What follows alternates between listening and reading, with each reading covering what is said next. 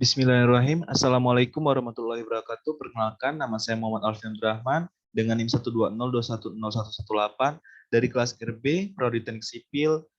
Baiklah, di sini saya akan melakukan presentasi mata kuliah Mekanika Tanah 1, yaitu tugas 1 mengenai proses pembentukan bumi dan patahan. Langsung saja, yang pertama ada tenaga endogen.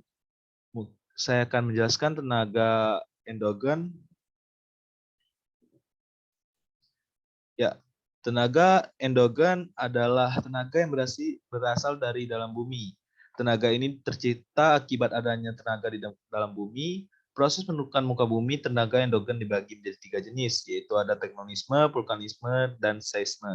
Tektonisme merupakan tenaga yang berasal dari bumi. Tektonisme adalah gerakan yang berupa gerakan mendorong dan menarik secara vertikal maupun secara horizontal. Nah, di sini tektonisme terjadi akibat adanya tekanan dari panas yang ada di dalam inti bumi. Selanjutnya ada vulkanisme. Vulkanisme merupakan gerakan magma yang ada di dalam bumi. Magma adalah cairan panas berasal dari inti bumi. Magma panas mendapat tekanan, yang dimana pengeluaran magma tersebut akan mencari tempat dengan ketekanan yang lebih rendah. Seisme adalah gempa bumi, merupakan getaran yang terjadi akibat dari proses patahan dan lipatan, di mana dalam prosesnya seisme dapat menyebabkan munculnya cekungan atau retakan. Nah, selanjutnya ada tenaga eksogen ya. Tenaga eksogen adalah tenaga yang berasal dari luar bumi. Nah, merupakan tenaga yang mengubah bentuk bumi yang telah dibuat oleh tenaga endogen. Sedimentasi adalah proses pembentukan muka bumi melalui pengendapan materi-materi sedimen. Materi sedimen berasal dari pelapukan batuan, pelapukan sisa makhluk hidup, dan maupun pasir. Dalam prosesnya, air membawa materi sedimen lalu mengendapkannya. Selanjutnya adalah erosi. Erosi adalah proses pengikisan yang terjadi di permukaan bumi. Nah, erosi sendiri dibagi menjadi 4, yaitu ada ablasi, abrasi, ekstrasi, dan develasi. Ablasi adalah pengikisan yang dilakukan oleh air, abrasi pengikisan yang dilakukan oleh air laut, ekstrasi adalah pengikisan oleh glacier, deflasi adalah pengikisan yang dilakukan oleh angin. Selanjutnya ada petagologi dan jelaskan kegunaan pada bidang konstruksi. Nah, di petagologi dibagi menjadi 6. Saya akan menjelaskan secara singkat ke-6 tadi.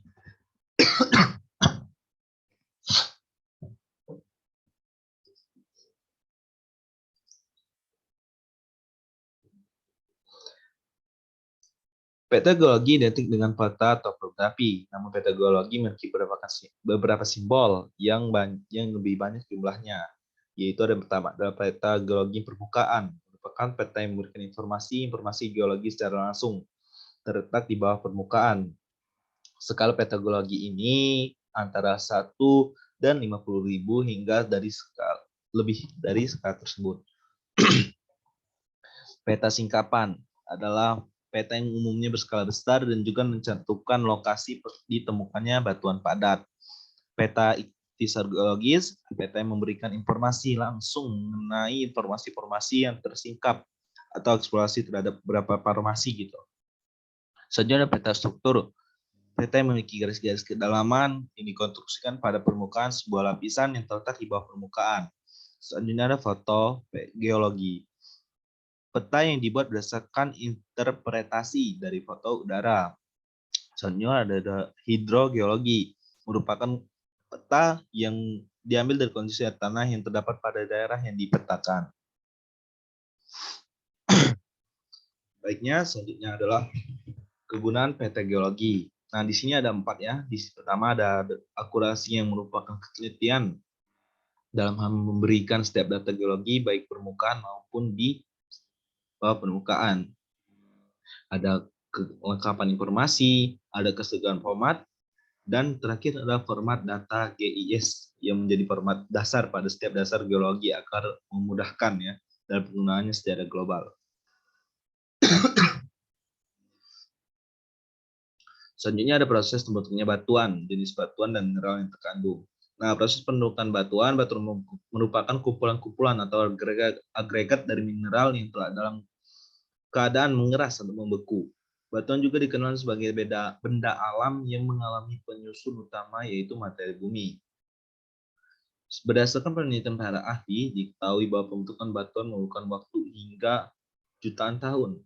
Siklus batuan berawal dari terbentuknya batuan beku, pelapukan batuan beku, pergerakan batuan, sedimentasi, metamorfosis, dan pencairan magma kembali. Nah, di jenis batuan tersebut dibagi menjadi 3, ada batuan beku, batuan sedimen, dan ada batuan metamorf.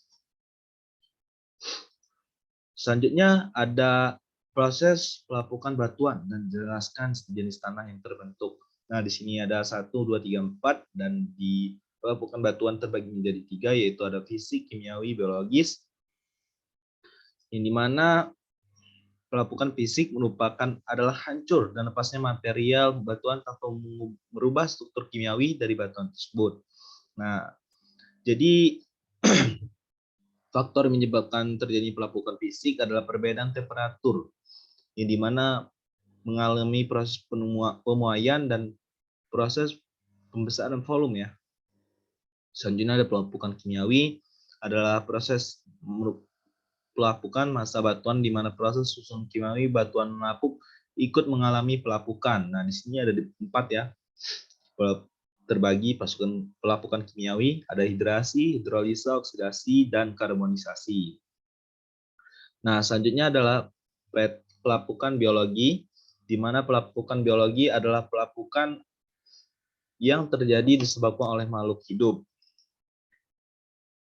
Pelapukan ini terjadi secara terus-menerus setelah tanah terbentuk dan sifat-sifat tanah yang akan terbentuk. Nah, di sini ada terakhir mungkin ada jenis-jenis tanah yang terbentuk ya. Nah, di sini ada jenis, mungkin saya sebutkan beberapa ya.